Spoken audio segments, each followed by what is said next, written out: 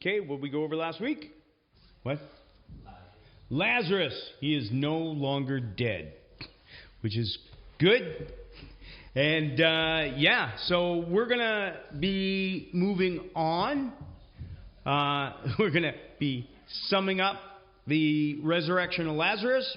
And we're going to be talking from John 11, 47 to 57. Okay? So we'll read that together.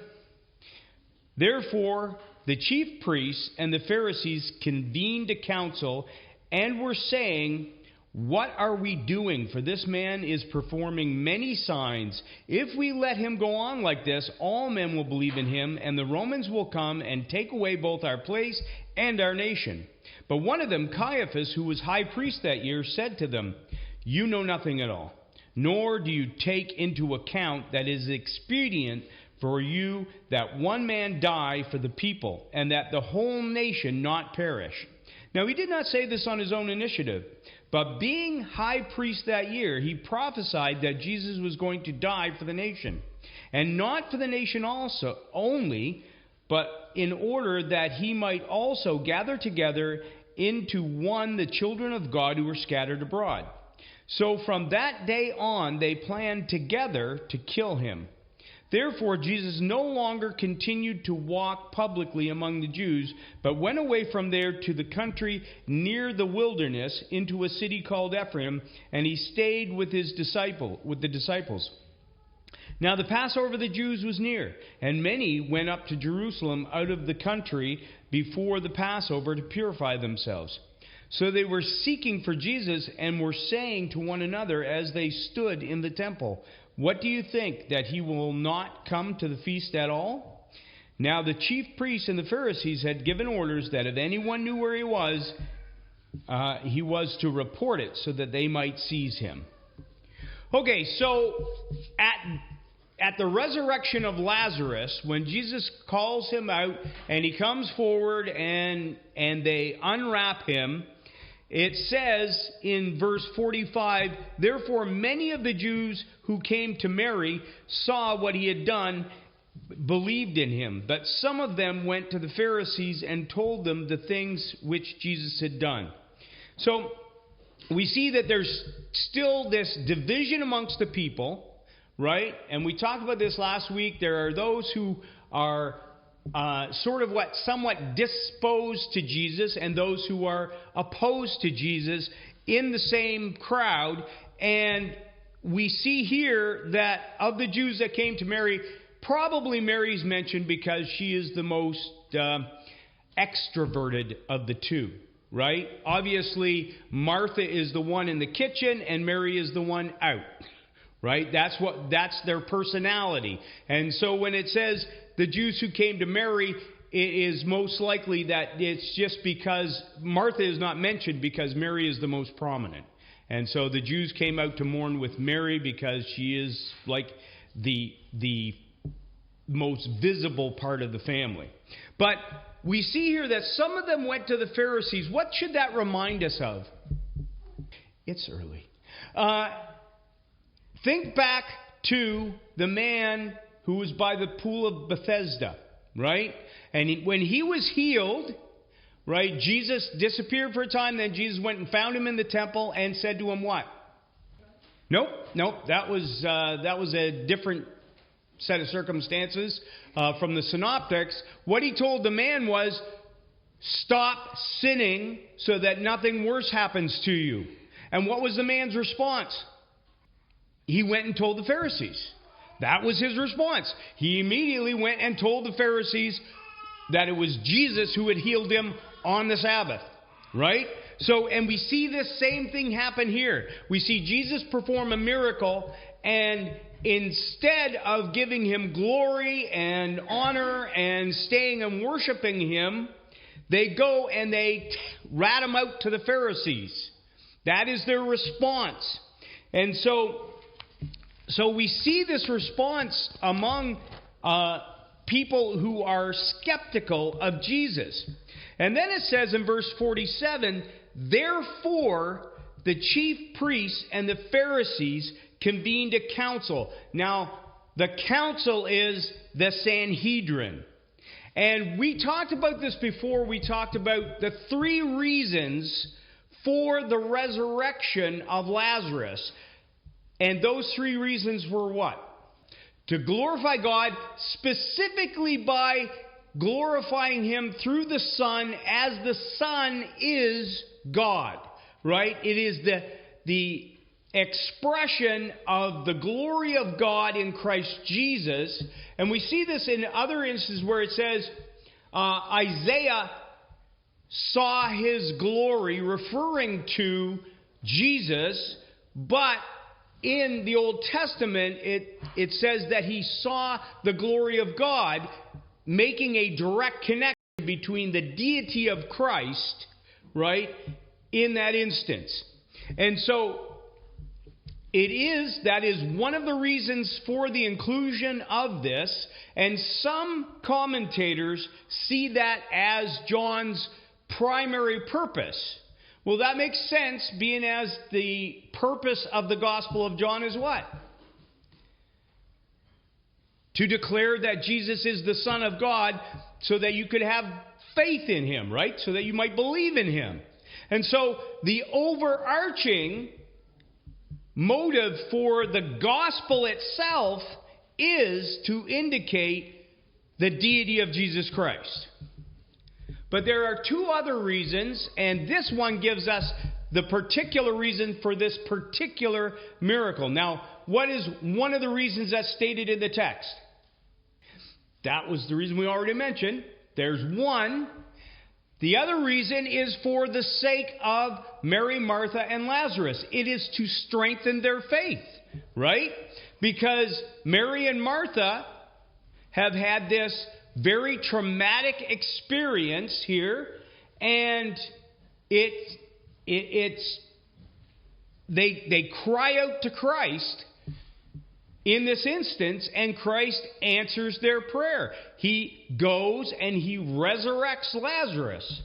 Obviously, it would be quite a faith-building experience for Lazarus also, being as he was dead and then brought back to life, right? But that is the second reason, is that it was a matter of personal faith building for Mary, Martha, and Lazarus. And what is the last reason? After his death. Nope. It's actually stated right in what we just read. Well, you should have been paying attention. Why should I accommodate your lack of attentiveness, daughter of mine?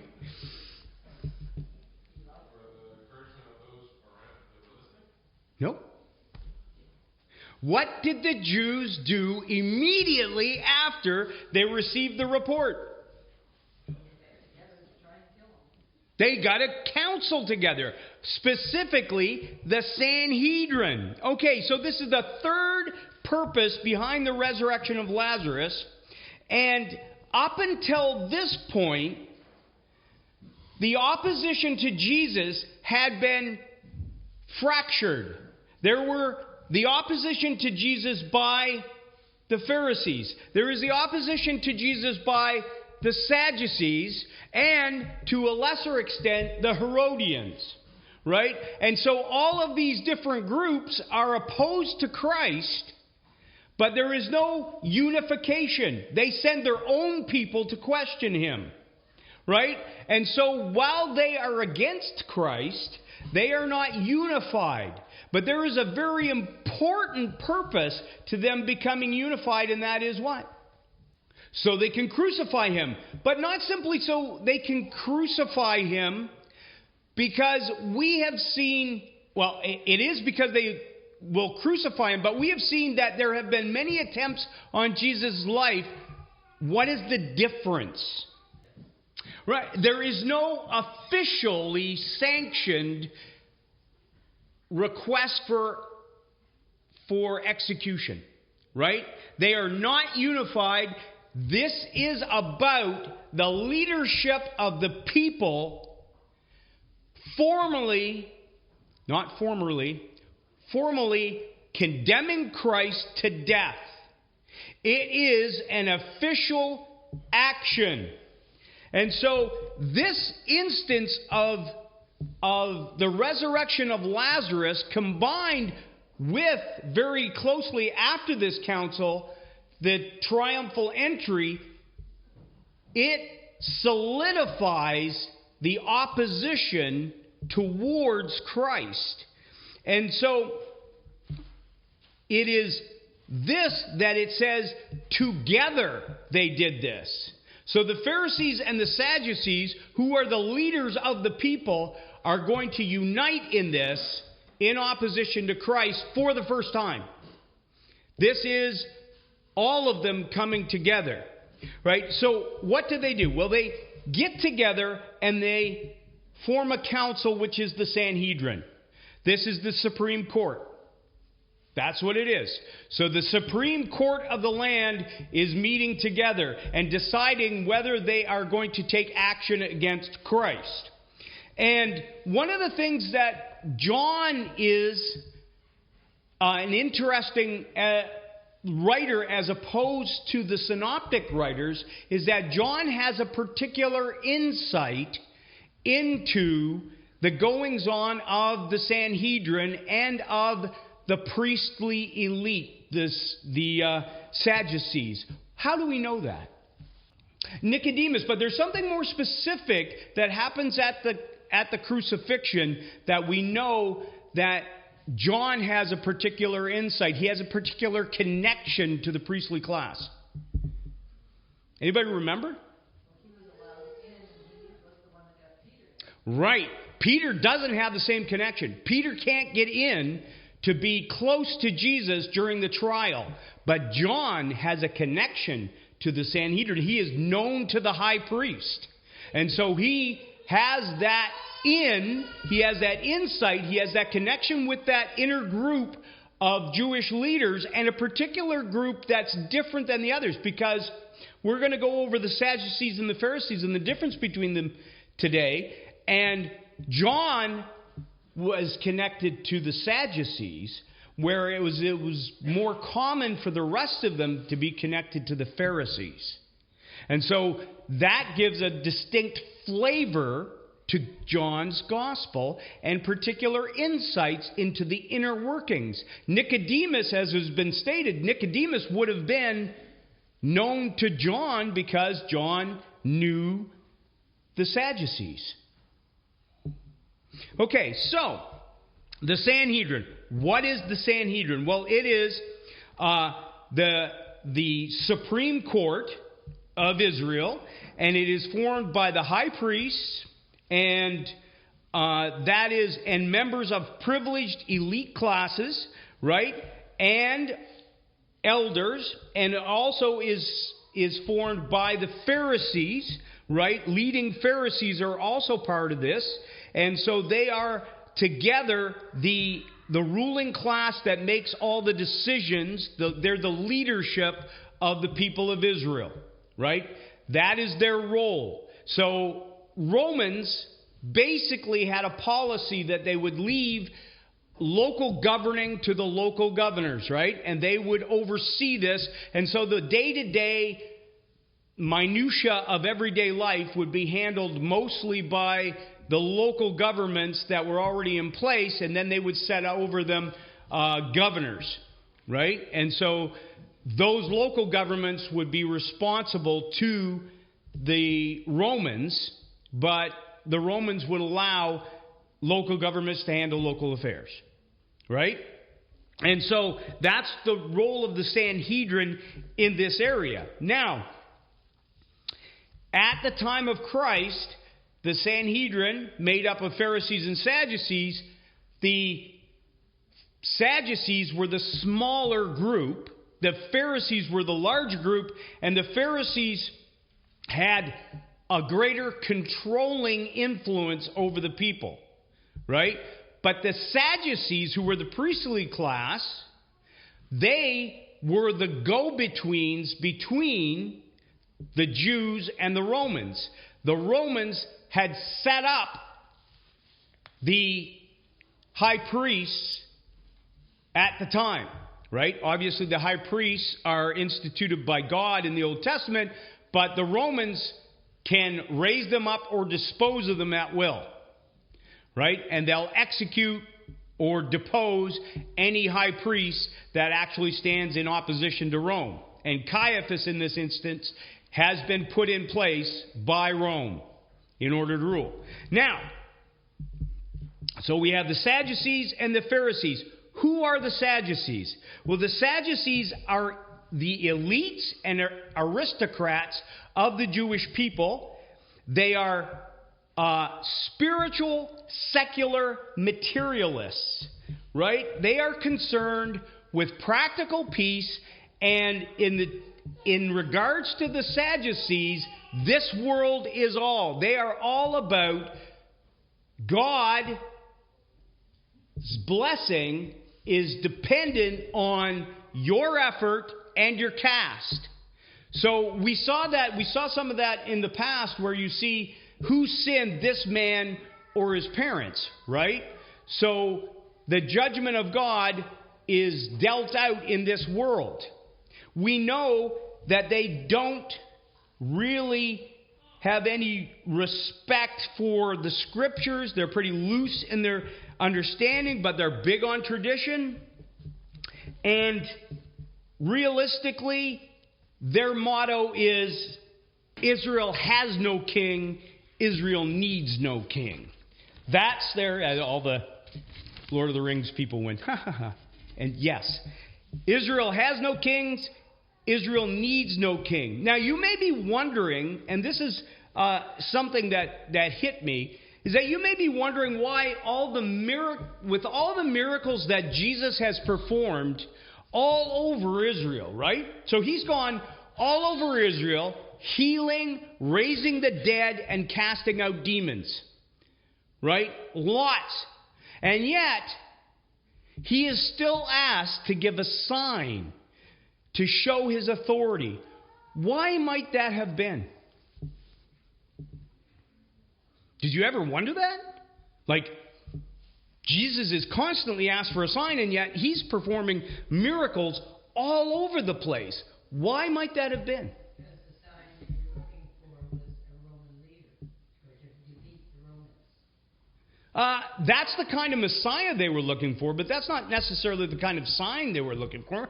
What might have been the reason why there was no acceptance of his miracles? And this is particularly true for the Sadducees.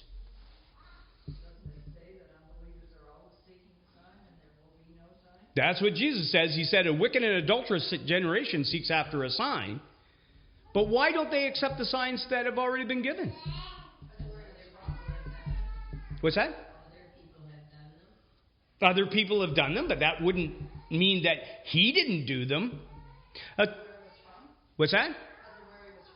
That's a good. He was from Nazareth, and can anything good come out of Nazareth? Yeah. But I think that a more important thing is that for the priestly and elite classes, tales of healings, resurrections, and especially exorcisms would be just the stories of simple-minded, superstitious country bumpkins. They have no respect for, and we know this, that they do not respect the tales of these unwashed masses. Right? And so all of these things that take place outside Jerusalem, they just have, it's just, these are superstitious wahoos. Why is that particularly true of the Sadducees? What do we know about the Sadducees that really emphasizes why they would not accept this? Not only the resurrection, they don't believe in angels or spirits. Right? And we get that from Acts 23:8. For the Sadducees say that there is no resurrection, nor an angel, nor a spirit. But the Pharisees acknowledge all of those. But the Sadducees, who are in Jerusalem and who are the priestly class and are the elites, all of this superstitious mumbo-jumbo is all just hooey. They could not care less. If you come to them and say, Jesus cast out 1,000 demons, there are no demons. So this is just, obviously that's just mental illness. And so there is no actual spiritual forces going on here. This is just superstition by uneducated, unwashed masses, and we can just ignore all that. Right? And so they want a substantial miracle in their presence in order to say, okay, we'll give some credence to this. Right? And all of these other ones that happen outside Jerusalem, nothing. They're not interested. Hendrik, you had your hand up? I was just going to say the Sadducees, I remember them by, I think it was the Sadducees. Yeah, I remember the song. Yeah. Because they're basically religious atheists. Right, and that's basically where the Sadducees are. They are very spiritual, right? They are very much about the ritual. They believe in God, right? They are spiritual, but they are totally materialist. The here and now is everything. If you are rich, it's because God blessed you and because you are righteous. If you are poor, it is because God cursed you because you are unrighteous. This is the kind of attitude. You remember that when Jesus is talking about how hard it is for a rich man to enter the kingdom of heaven, they say, well, who could be saved then? If those who are blessed, who are privileged, specifically the elites of our society, if they're not going to heaven, how can anybody be saved? Right? That was the kind of attitude. There's some really interesting things to think of in terms of this. For starters, how many exorcisms are recorded in the Gospel of John? None. There is not one exorcism recorded in the Gospel of John. How much eschatology, and I'm going to say specifically the destruction of the temple, is mentioned in the Gospel of John? There is none. Why would that be? He is connected to the Sadducees. Now, another interesting thing is one, where is his emphasis as far as the goings on, what we've covered so far? Think about this. The pilgrim festivals. What is John's emphasis? That Christ is the fulfillment of the festivals. If John wrote his gospel after AD 70, why would that be significant?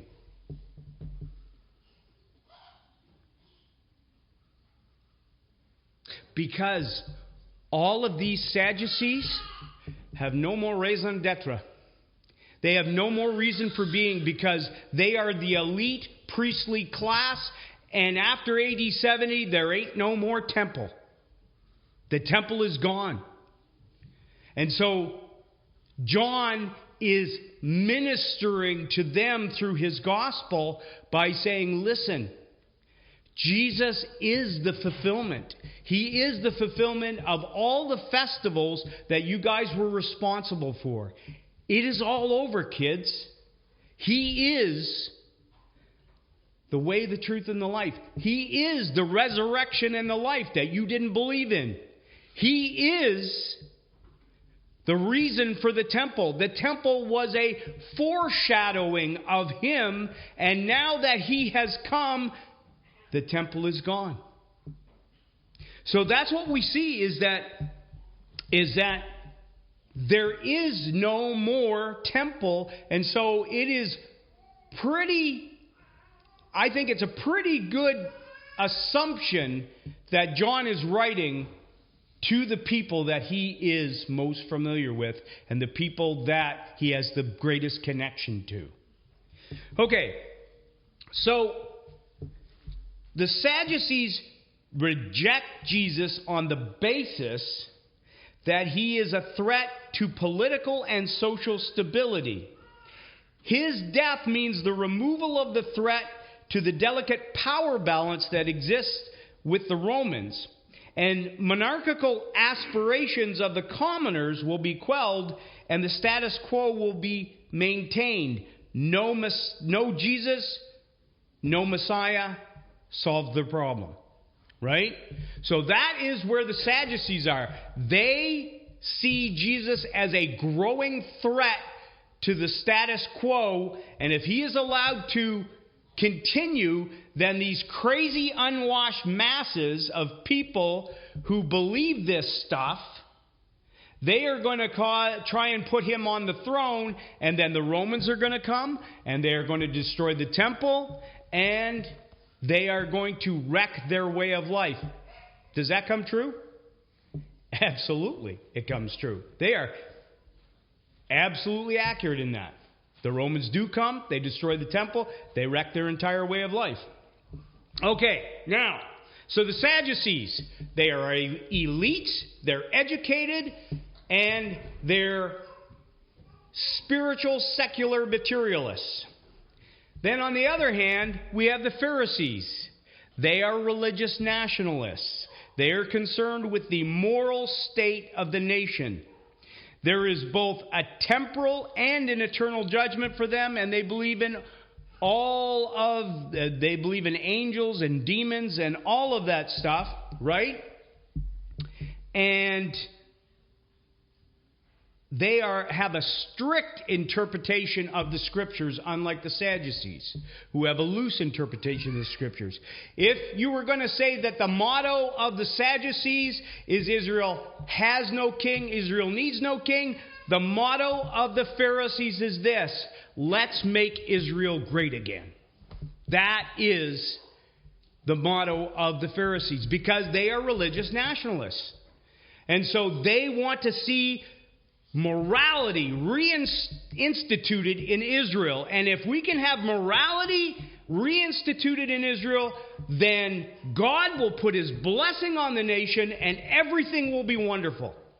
And they don't care how they get that, they want it. And that is why they are out there putting forth more laws and rules and restrictions in their interpretation of the Scripture and saying, you must adhere to this.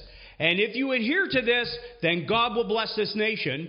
And as an aside, he will put somebody back on the throne on David's throne, and he will overthrow the Romans, and Israel will be great again. We will have the return of the kingdom of Israel. And that is where the Pharisees are. And so they reject Jesus, though, on the basis that he is a threat to the religious and moral character of the nation. That his teachings concerning traditions, diet, worship, and the Sabbath, and the temple are all suspect. What did he say about the temple? That is going to be destroyed. Not one stone left on another. What did he say about the Sabbath? Sabbath was made for man, not man for the Sabbath. Right? What did he say about worship? He said that it's a matter of the heart. Right? What did he say about diet? It's not what goes into a man's mouth, but what comes out of his mouth that makes him unclean. What did he say about the traditions? You have made... Right. You have negated the commandments of God in favor of your traditions. Okay, so the Pharisees are in opposition to him, not so much in terms of his messiahship, but definitely in terms of his teaching, and then, of course, in his more than implied claim of deity. That's where the Pharisees are in opposition to Christ. And so we have both the Sadducees in opposition to Christ because he's going to disrupt the status quo, and the Pharisees in opposition to Christ because he is a moral poison, in their opinion, to the nation. And so both of them oppose Christ, but up until this point, they have been operating in their respective spheres. And so they haven't really come together. They're both offended by his condemnation of them, and they are both jealous of his popularity. both claim to be serving God, and both, kill to preserve their power and push their agenda. Right? They don't have any problem putting him to death in order to make sure that their agenda is promoted. Okay. So, they convene the council, and they both are in opposition to Christ. Caiaphas makes the prophecy that it is expedient for you that one man die for the people, and that then the whole nation perish. Was this a prophecy from God? Yes, it was a prophecy. Was Caiaphas a believer? Obviously not. So can God give prophecy through unbelievers? God can do what he wants. That's the truth. One of the things that I want you to notice about this is that we can, obviously I made a point of putting a left, right, I hate to say it, Republican, Democrat kind of spin on this, because we definitely see this. Are we Hegelian? What does that mean? Do we think that there is a thesis, then an antithesis, and then a synthesis, so the truth of anything lies somewhere in the middle? Let me ask you this. If the Sadducees walk down the left side of the road, and the Pharisees walk down the right side of the road, and the road is the broad way, then is the middle safe ground? Obviously not. If you're in the middle on the broad way, then you're still going to hell. We know that the Pharisees were not right, but we would say, wait a second, we kind of agree more with the Pharisees than we do with the Sadducees. We believe in a strict interpretation of Scripture. We believe that God is sovereign. We believe in angels and demons and the resurrection. Do we not? So we would associate ourselves with the Pharisees far more than the Sadducees, right? But were the Pharisees saved? No. Same as the Sadducees. They're both on the broad way to hell. Now, when we look at today's society and we see, oh, look, here's the Republicans, here's the Democrats. We don't have as much problem with that in Canada, because we have mostly just like Democrats, right? We have a problem here where we're all, the political system seems all to the left. But when we see that there is a religious right that seems to promote Christian values, does that necessarily mean that they are not on the broad way? Is salvation through political means? Not at all. And so, we need to be extremely careful that when we put our support, because where does salvation really lie? Where was Christ's emphasis? Did he say that, if you can just get a middle road between these two, you're golden? What did he say? Right? All of them were evil. The kingdom of God is not of this world. We are not to affiliate ourselves in a spiritual sense with either the right or the left. Let me tell you, there are aspects of the left that are bang on. And there are aspects of the right that are bang on. But both of them miss the mark. And you just have to stray but a little, and you're going straight to hell. Right? The narrow way is very narrow. It is Jesus Christ, and Jesus Christ alone. And so, if you do not worship Him in spirit and in truth, then you are on your way to hell. And so it is not which side of the road. We are on a completely different road, a completely different path altogether. Our agenda is completely different. We are not looking for peace in our time. We are not looking for the prosperity of the nation. We are not looking for a Christian nation. Do we want to see righteousness elevated in our society? Of course we do. We have regard for what is good in the sight of all men. But there is not going to be a Christian nation unless Christ is on the throne, and He's not going to be until He comes back. And so, while we seek the promotion of righteousness, we have to be careful of how we deal with political situations. We cannot associate ourselves with the Sadducees or the Pharisees because neither one of them are on our side. And yes, sir. I guess in 2 minutes or less, what do you make of the... Oh, man, I only have 2 minutes or less. What do you make of the Puritans and theonomy? No! I am not going to go over Puritanism and theonomy in this small space of 2.5 minutes that I have. Does everybody know what theonomy is?